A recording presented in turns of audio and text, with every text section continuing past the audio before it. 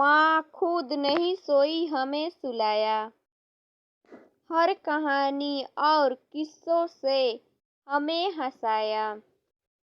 हर मुश्किल और परेशानी को गले से लगाया और हमें दुनिया में कुछ अलग तरीके से जीना सिखाया।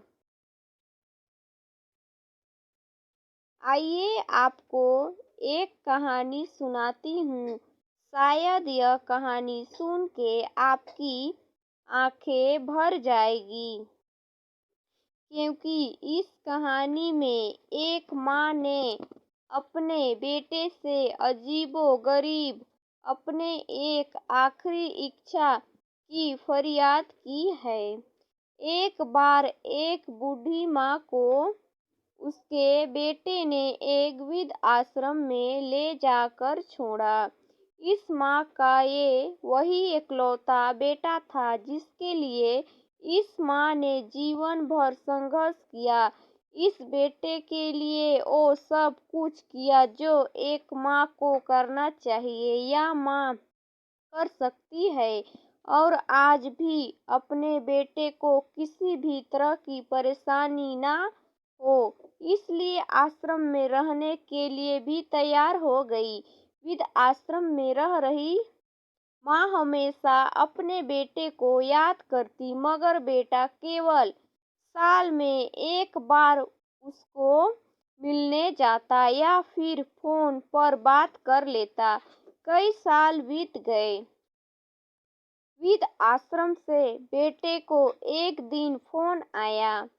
उन्होंने कहा, बेटा जल्दी से आश्रम आके अपनी माँ से मिल लो, वो बहुत सीरियस है। बेटा जब अपनी बीमार माँ के पास पहुंचा तब वह अपनी आखिरी सांसों गिन रही थी।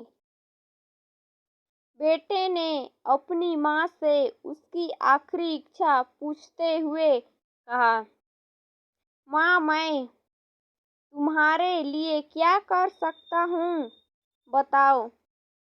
माँ ने कहा, बेटा इस आश्रम में गर्मी और मच्छर बहुत ज़्यादा हैं।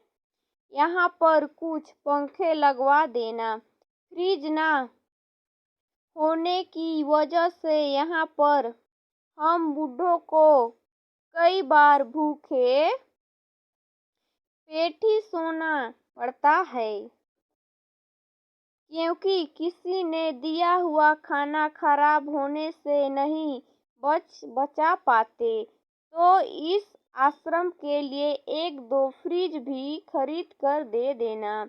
बेटे ने अपनी माँ की सारी बातें सुनी और अपनी माँ से पूछा, आपने इतने साल यहाँ पर निकाल दिए पर आपने कभी भी यह बातें मुझसे नहीं कही, और अब जब आपके पास टाइम नहीं बचा है तब आप यह सब कह रही हो, ऐसा क्यों?